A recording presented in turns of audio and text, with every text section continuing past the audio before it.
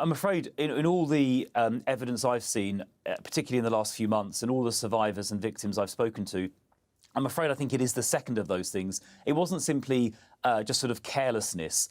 It wasn't even negligence that led to these crimes being ignored. It was actually deliberate. It was intentional.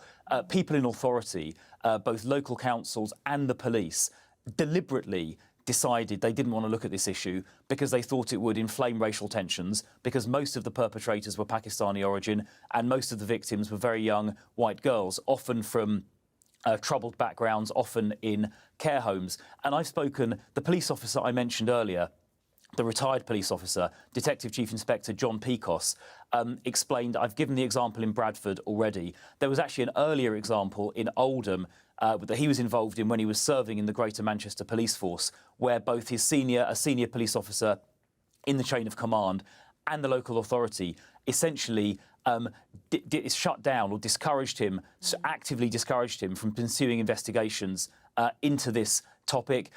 We saw a case in, I think it was Rochdale, where there were 7 perpetrators convicted just last week of Pakistani origin for offences committed between 2001 and 2006. And social services in that town branded one of the victims, who was a 10-year-old girl. A 10-year-old girl. They described her as a prostitute. I mean, how can a 10-year-old girl be described in that way when she is a victim of gang rape?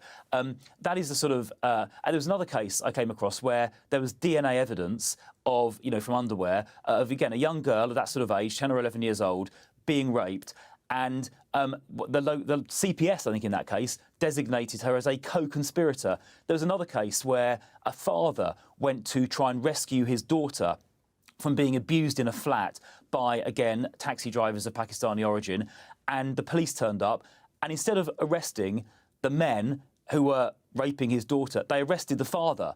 I mean, this is absolutely extraordinary. I cannot believe what I've heard in these last few months about the way the authorities deliberately, not accidentally, deliberately, knowingly covered up these crimes, and not a single person, not even one, has been prosecuted for the offence of misconduct in public office or held to account. We hope that will change. And that is why we need the inquiry. We hope that